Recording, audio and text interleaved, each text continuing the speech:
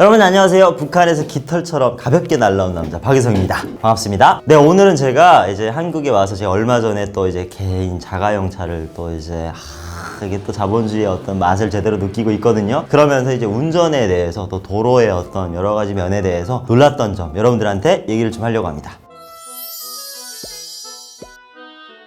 네, 일단 첫 번째는 내비게이션이에요. 정말 제가 충격적인 얘기가 하나 있는데, 저희 아버지가 이제 한국에 딱 와서 2008년도에 제가 오니까 아버지가 이제 중고차를 하나 200만 원짜리를 뽑으셨어요. 그래서 그걸 딱 이제 아들이 왔고 본인도 이제 차를 샀다라고 이제 자랑하듯이 이제 저를 태우고 충청남도에 친구가 벌을 키우는 사람이 있어가지고 거기에 이제 찾아갔어요. 근데 2008년도에 내비게이션이 그때 초반에 막 나올 때였거든요. 그리고 그 전에 많은 차들이 없어서 다들 그 지도를 보거나 아니면 음성으로 지원이 되는 내비게이션이 있어서 그걸로 듣고 다니던 그때였어요. 근데 아버지가 일단은 이제 한국에 한 3, 4년 됐는데도 이제 운전을 많이 안 하고 또 지방도 많이 안 가다 보고 도로가 복잡하다 보니까 저를 태우고 이제 충청남도까지 가는데 굉장히 당황하셨어요. 거의 다 왔거든요. 충청남도 들어서가지고 이제 고속도로 이제 빠져가지고 밖으로 나가야 되는데 같은 데를 지금 고속도로를 빠지지 못하고 계속 도는 거예요.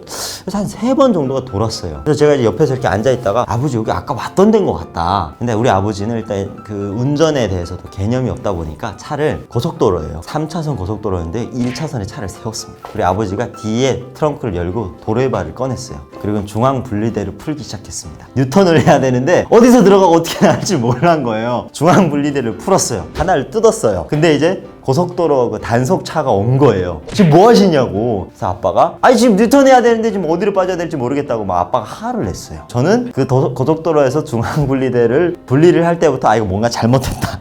이거 뭔가 크게 잘못됐다 라고 이제 뒤에서 아무 말도 못하고 있었어요. 제가 한마디만 하면 아빠는 거의 나를 지금 죽일 기세였거든요. 너무 화가 나가지고 본인도 이제 계속 같은 코스만 뺑글뺑글 도니까 그러다가 그분들이 이러시면 안 된다 해서 제 그 차에 안내를 받고 저희가 겨우 뉴턴을 했어요. 북한에서는 내비게이션, 지금은 뭐 사랑의 무시착 보니까 현빈이 차 타고 다닐 때 나오더라고요. 근데 북한은 사실 내비게이션이 필요 없거든요. 왜냐하면 국도가 거의 한 개밖에 없어요. 그러니까 이제 도와 도를 연결하는 국도가 한 개밖에 없기 때문에 거기를 그냥 곧장 길이 있으면 가면 다른 도와 연결이 되거든요. 그렇기 때문에 내비게이션이 필요도 없을 뿐더러 있을 수 있는 그런 환경도 아니고. 근데 이제 한국에 와서 내비게이션이 있어도 이게 너무나도 복잡하니까 볼 수가 없는 거예요. 그리고 막 뭐 우회전 하십시오, 좌회전 하십시오. 사실 그 운전면허 학원에서 다 배우긴 하지만 그거는 어디까지나 그때만 막 집중해가지고 겨우겨우 따지만 내비게이션을 하란 대로 할 수가 없는 거예요. 그래서 막 100m 앞에서 우회전 하세요. 사실 체감으로 느껴지지 않죠. 차가 빠름가. 그리고 이제 100m 지나가고 맨날 이러면서 제가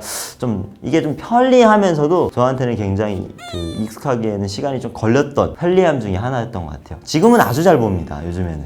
네, 두 번째는 바로 교통 신호예요. 북한의 평양이나 대도시에 가면 큰 도시에 이제 차들이 있고 하니까 이제 차를 피해서 다니긴 해야 되겠지만 사실 뭐 신호등이라든지 이런 거에서 사람들이 법 지키는 게 전혀 없거든요. 그냥 지나다니고. 북한은 또 신기한 게 차가 먼저예요. 차가 먼저 지나가요. 사람이 뭐 있어도 그냥 차가 쌩 지나가기 때문에 사람이 차를 피해야 되거든요. 근데 여기는 사실 그럴 필요가 없는 게 신호 체계가 너무 잘 돼 있어서 와 이거에 그냥 맞춰서 다니면 너무 편리하고 또 이 사고가 없는 것 같더라고요. 북한에는 사실 교통사고 일어나는 게 차가 사람을 쳐서 일어나는 경우가 대부분이거든요. 근데 그렇게 일어날 수밖에 없는 이유가 차가 사람을 뭐 배려해서 뭐 피한다던가 이런 게 아니라 그냥 차는 그냥 쌩쌩 달려요. 근데 사람이 그냥 본인도 모르게 그냥 지나다니다가 이제 사고를 당하는 건데 그런 이유가 사실 신호체계가 하나도 없거든요. 그리고 여러분들 그거 보면 아시죠? 평양 가면 아직 신호체계가 없어서 사람이 이렇게 신호 사인 주잖아요. 우회전, 좌회전. 그게 진짜로 아직도 있거든요. 근데 지방에는 그것조차도 없어요. 그러다 보니까 사람들은 그냥 알아서 차를 피하고 저기서 차가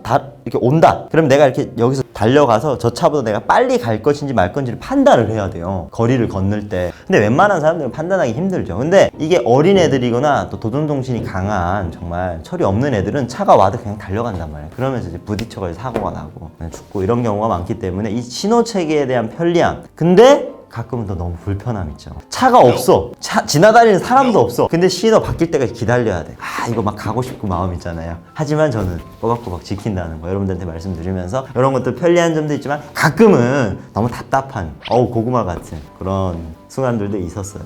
예, 여러분 세 번째는 면허증이에요. 사실 북한은 면허증 따는 게 하늘의 별 따기거든요. 진짜 어려워요. 이게 그리고 면허를 발급받는 어떤 면허 학원 같은 게 도 단위로 하나씩 있어서 내가 만약에 이게 뭐 군이나 시 단위에서도 거의 면허증을 발급하는 데가 없어요. 그러다 보니까 거기까지 나가서 시험을 봐요. 그리고 거기서는 시험을 정기적으로 뭐 1년에 몇 번 보는 게 아니라 그 한 사람을 위해서 시험이 치러져요. 그러다 보니까 여기 면허를 봐주는 데서는 피곤하거나 힘들면 안 봐줘. 그러니까 뭐겠어, 다 이 뇌물로 보이는데 또 철저하긴 해요. FM대로 하거든요, 이 사람들이. 그러다 보니까 정말 그 보다가 계속 떨어져요. 그리고 북한에는 지금은 뭐 오토가 있긴 할지 모르겠는데 예전엔 다 스틱이었어요. 스틱으로 일종으로 다 운전면허 시험을 본단 말이에요. 그리고 우리나라처럼 학원이라든지 뭐 차가 많아서 연습할 수 있는 게 없거든요. 그러면 정말 차가 있는 사람한테서 배워야 되는데 북한은 개인이 차를 소유할 수가 없기 때문에 공장 기업소의 자동차나 지배인, 당비서, 뭐 보이지더원 이런 사람들의 차 운전수한테 돈을 좀 주고 나서 배워야 돼요. 그러다 사고 나면 어떻게 돼요? 둘 다 깜방 가는 거예요. 차사고 한번 내면 큰일 나는 거. 그러니까 이 면허증 하나 따는 거는 거의 진짜 그 거울에서 정말 사또가 나오는, 그러니까 과거급제 해가지고 저기 한양 가는 것만큼으로 그렇게 어려운 일이에요. 저희 이모부가 대성 어떤 무슨 무역센터인가 이제 거기 취업이 돼가지고 이제 거기 들어가서 일을 하게 됐는데 운전수였거든요. 근데 북한의 운전수가 최고의 직업 중에 하나예요. 이 사람들이 돈을 제일 많이 벌어요. 교통수단을 손에 잡고 있는 사람들이. 그러다 보니까 대부분은 그걸 따기 전에 운전은 할 수 있어요. 왜냐면 운전 배우니까 몇 번 배우면 할 수가 있고, 또 북한엔 차도 많지 않으니까 교통신호라든지 이런 것들이 거의 이렇게 막 준법 정신에 의해서 지켜야 되는 게 아니어서 그냥 핸들 돌릴 줄 알고 크러치 넣을 줄 알고 스틱 뭐 할 줄 알면 되거든요. 근데 이거를 법적으로, 그러니까 북한은 무조건 시와 시 단위에 무슨 초소들이 하나씩 있어요. 그러면 내가 이 시에서 다른 시로 이동을 하려면 그 초소를 무조건 통과해야 되는데, 통과할 때마다 운전수들은 본인들의 면허증과 신분증을 제시해야 되거든요. 근데 그게 만약에 없다, 그럼 차는 다시 돌려가거나 아니면 차는 놓고 본인이 걸어서 돌아가야 돼요. 무면허잖아요. 네, 그러니까 면허가 무조건 있어야 돼서 저희 이모부도 면허 있는 사람한테 한 달 동안 배웠어요. 그 사람이 일 끝나고 저녁에 들어오면 기름 한 빵빵 두고 가요. 왜냐면 그냥 해줄 수가 없으니까 기름 한 빵빵 두고 가서 그 차에다 주고 나서 그걸로 운전 연습 학교 운동장 같은 데서 하고, 그렇게 해가지고 한 달 연습해서 함흥으로 나가야 됩니다. 거기는 지방이었는데 함흥으로 나가서 시험 보는 공식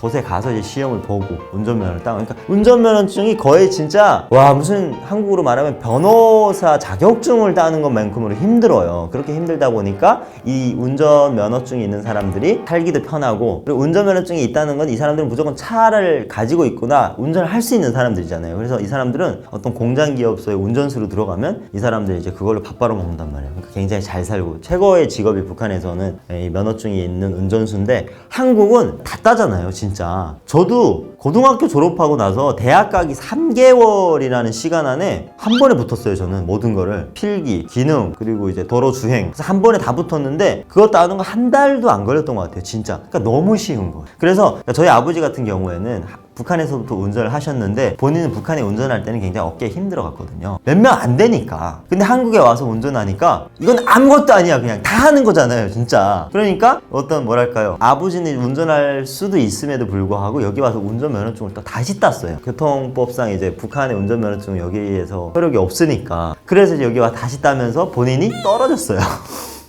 운전을 10년 넘게 하신 분이 코스에서 떨어진 거예요. 그러니까 북한의 운전면허 시험은 정말 형식장이나 다름없다. 그러니까 한국처럼 정말 이렇게, 그러니까 뭐랄까, 정교한 코스와 정말 해야 될 부분, 주차도 이제 옆으로 하는 주차 있잖아요. 급발진 상황 뭐 이런 게 전혀 없고 그냥 운전, 핸들 돌리고 크러치 넣고 그냥 이런 거밖에 없다 보니까 아버지도 다시 땄는데, 한국의 어떤 운전면허증의 따기 어떤 편리함, 너무 잘 돼 있고 돈만 있으면 다 되고 자본주의, 거의 돈 주고 산다라고 하는 느낌. 근데 저희 어머니는 그래서 이제 운전면허증에 대한 차를 몰고 싶음의 어떤 갈증이 한국으로 온 사람들이 정말 많아요. 저희 어머니도 북한에 있으면 차 운전 꿈도 못 꿨겠죠. 근데 이제 한국에 와서 운전면허증을 도전을 하신 거예요. 10년 넘게 살다가. 그래서 따셨어요. 근데 기능만 6번 떨어졌어요. 6번을 떨어지고 겨우 따서 차를 사셨어. 근데 운전을 안 해. 무섭대요.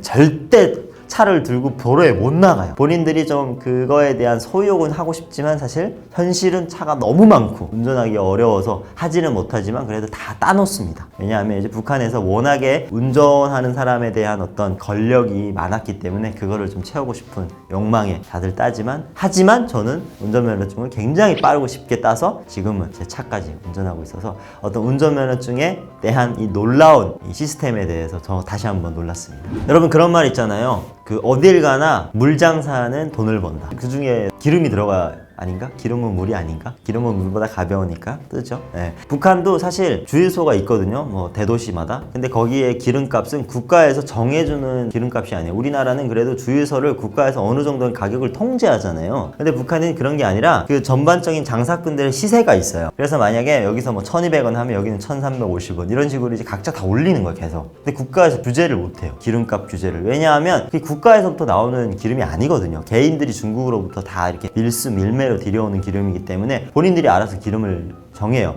근데 워낙에 그 사람들도 양심이라는 게 있고 상도라는 게 있다 보니까 기름값을 하늘만큼 높이진 않거든요. 근데 이제 적당히 본인들 선에서 높여서 정말 기름 장사를 하는 사람들이 돈을 제일 많이 벌어요. 북한은 그리고 기름을 우리나라처럼 뭐 주유소를 이렇게 가서 이제 기름 넣는 거는 거의 극히 드물고 다들 이렇게 빵캉으로 팔거든요. 그래서 이 기름을 차에다 넣는 기름으로도 많이 사용하지만 사실 집들마다 등잔, 석유, 곤로 이런 걸로 많이 사용하기 때문에 기름이 정말 귀하고 많이들 써요. 그래서 기름 가격은 지방마다 좀 천차만별로 많이 달라요. 근데 이제 좀 적당한 선은 있겠죠. 그래서 만약에 함경북도 지역에 기름이 싸면 여기 기름을 사람들이 차로 이동을 해가지고 평안도에 나서 팔고 이런 식으로 일단 기름 대꼬라고 하고 대꼬 장사를 하는 사람들을. 그래서 그런 장사를 하는 사람들이 돈을 제일 많이 벌어요. 하지만 기름 가격은 이제 국가에서 규정을 하지 않기 때문에 개인들 알아서 올리고 내리고 합니다. 네, 오늘 여러분 제가 북한의 그 어떤 운전면허증, 뭐 교통, 그리고 이 자동차, 그리고 기름 상황까지 얘기를 드렸는데 대북제대로 북한의 기름값은 정말 금값이라고 합니다.